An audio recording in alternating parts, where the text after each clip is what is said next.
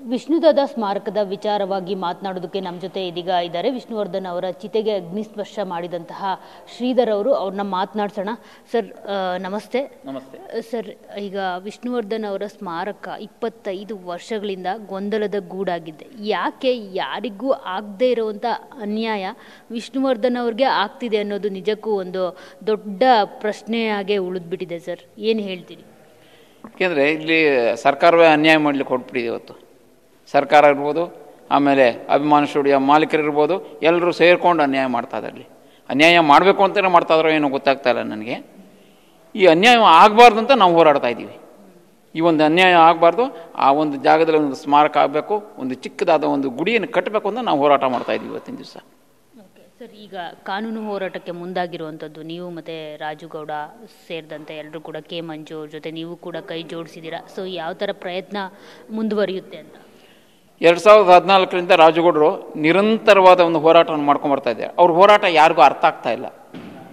ಯಾಕೆಂದರೆ ಅವ್ರ ಹತ್ರ ಹಣ ಇಲ್ಲ, ಅದಕ್ಕೋಸ್ಕರ ಬರ್ತಾ ಇಲ್ಲ ಯಾರು. ನಮ್ಮ ಹತ್ರ ಯಾರ ಹತ್ರ ಹಣಗಳಿಲ್ಲ, ನಾವು ಹೋರಾಟ ಮಾತ್ರ ನಡೀತಾ ಇದೆ ನಮ್ಮದು. ರಾಜುಗೌಡರು ಪ್ರತಿಯೊಂದು ಇದಕ್ಕೆ ಸಂಬಂಧಪಟ್ಟ ಇಲಾಖೆಗಳಲ್ಲಿ ಹೋದರೆ ನೀವು ಗೊತ್ತಾಗ್ತದೆ ರಾಜುಗೌಡರು ಏನು ಮಾಡಿದ್ದಾರೆ ಅನ್ನೋದು ಗೊತ್ತಾಗ್ತಾ ಇದೆ. ರಾಜುಗೌಡರು ಏನು ಕಷ್ಟಪಡ್ತಾ ಇದ್ದಾರೆ ಗೊತ್ತಾಗ್ತಾ ಇದೆ. CM ಆಫೀಸ್ಗೆ ಹೋದ್ರೆ ಗೊತ್ತಾಗ್ತಾ ಇದೆ. ಎಲ್ಲಿ ಹೋಗಿ ನೀವು ರಾಜುಗೌಡರದ ಹೆಸರು ಇರುತ್ತೆ, ಅಲ್ಲಿ ವಿಷ್ಣು ಒಂದು ಸ್ಮಾರಕದ ಬಗ್ಗೆ ಇರುತ್ತೆ. ಅದನ್ನು ತಿಳ್ಕೊಬೇಕು, ಜನ ತಿಳ್ಕೊಂಡು ಮಾತಾಡಬೇಕು. ಅದನ್ನು ತಿಳ್ಕೊಂಡು ಮಾತಾಡಲಿ, ತಿಳ್ಕೊಳ್ದೇನೆ ಏನು ಮಾತಾಡಬೇಡಿ. ಪ್ರತಿಯೊಂದು ದಾಖಲೆಗಳ ಸಮೇತವಾಗಿ ರಾಜುಗೌಡರು ಹೋರಾಟವನ್ನು ಮಾಡ್ತಾ ಇದ್ದಾರೆ. ಅವ್ರ ಜೊತೆಗೆ ನಮ್ಮ ಸಂಘಟನೆಯ ಎಲ್ಲರೂ ಸಹ ಹೋರಾಟ ಮಾಡ್ತಾ ಇದ್ದೀವಿ. ನಾವು ಅವ್ರ ಜೊತೆಗೆ ಅವ್ರ ಕೈ ಜೋಡಿಸಿ ನಾವು ನಿಂತಿದ್ದೀವಿ, ಬಲವಾಗಿ ನಿಂತಿದ್ದೀವಿ. ಇವತ್ತು ಪುಣ್ಯಭೂಮಿ ಟ್ರಸ್ಟ್ ಅಂತ ಮಾಡಿದ್ರು ರಾಜುಗೌಡರು ಅವರು. ಆ ಪುಣ್ಯಭೂಮಿ ಟ್ರಸ್ಟಿನ ವತಿಯಿಂದ ಕೊಡೋ ಹೋರಾಟ ಮಾಡ್ತಾ ಇದ್ದೀವಿ. ಇವತ್ತು ಯಾವುದೇ ಕಾರಣಕ್ಕೂ ಬಿಟ್ಟು ಕೊಡಬಾರ್ದು ಅನ್ನೋದಕ್ಕೋಸ್ಕರ ಹೋರಾಟ ಮಾಡಿ ಅಲ್ಲಿ ಅಭಿಮಾನ ಸ್ಟುಡಿಯೋ ಮಾಲೀಕರಲ್ಲಿ ಮನವಿನೂ ಕೂಡ ಮಾಡ್ಕೊಂಡ್ವಿ ಭಾಳಷ್ಟು. ಅಲ್ಲಿ ಒಂದು ಜಾಗ ಬಿಟ್ಕೊಡಿ, ನಿಮಗೆ ದುಡ್ಡು ಬೇಕಾ, ಏನು ಬೇಕೋ ಎಲ್ಲ ಕೊಡ್ತೀವಿ ನಾವು ಅಂತ ಇದು ಮಾಡಿದ್ವಿ. ಒಪ್ಪಲಿಲ್ಲ.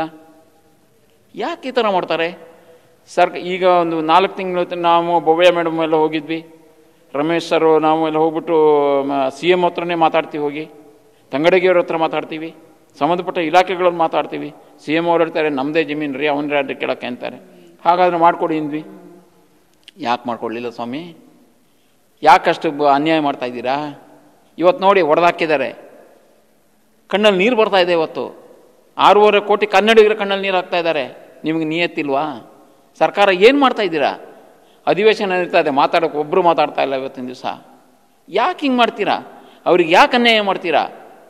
ಬೇರೆಯವರಾದ್ರೂ ಮಾಡ್ಕೊಡ್ತೀರಾ, ಇವ್ರಿಗೆ ಅನ್ಯಾಯ ಯಾಕೆ ಮಾಡ್ತಾ ಇದ್ದೀರಾ ಸ್ವಾಮಿ? ನೀವು ಯಾಕೆ ಮಾಡ್ತಿದ್ದೀರಿ ಹೇಳಿ? ಫಿಲಮ್ ಚೇಂಬರ್ ಅಧ್ಯಕ್ಷರು ಅವತ್ತಿನ ದಿವಸ ಬರ್ತಾರಲ್ಲಿ, ನನಗೇನು ಗೊತ್ತಿಲ್ಲ ಅಂತಾರೆ. ವಿಷ್ಣುವರ್ಧನ್ ಅವರು ಯಾರು ಅನ್ನೋದೇ ಗೊತ್ತಿಲ್ಲ ಅವರಿಗೆ. ಫಿಲಮ್ ಚೇಂಬರ್ ಅಧ್ಯಕ್ಷರಾಗ್ಬಿಟ್ಟು ಇವ್ರಿಗೆ ವಿಷ್ಣುವರ್ಧನ್ ಅವರು ಯಾರು ಅನ್ನೋದು ಗೊತ್ತಿಲ್ವಾ? ಯಾಕೆ ಆ ಥರ ಮಾತಾಡ್ತೀರಾ?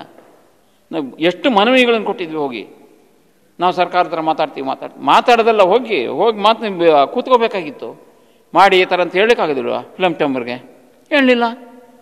ನನಗೇನು ಗೊತ್ತಿಲ್ಲ, ನರಸಿಂಹಯ್ಯವ್ರು ಬಂದು ನನಗೇನು ಗೊತ್ತಿಲ್ಲ, ನನಗೆ ಇದ್ರ ಬಗ್ಗೆ ವಿಚಾರಿಸ್ತೀನಿ, ಮಾತಾಡ್ತೀನಿ. ಏನು ಮಾತಾಡಲಿಲ್ಲ, ಸುಮ್ಮನೆ ಕೂತ್ಕೊಂಡಿದ್ದಾರೆ ಇವತ್ತಿನ ದಿವಸ. ಮಾಡಿ, ಇನ್ನಾರು ಮುಂದೆ ಒಂದು ಮಾಡಿ, ನಾವು ಹೋರಾಟ ಮಾಡ್ತಿದ್ದೀವಿ, ನಮ್ಮ ಕೈ ಜೋಡಿಸಿ. ಯಾಕೆ ಮಾಡೋದಿಲ್ಲ?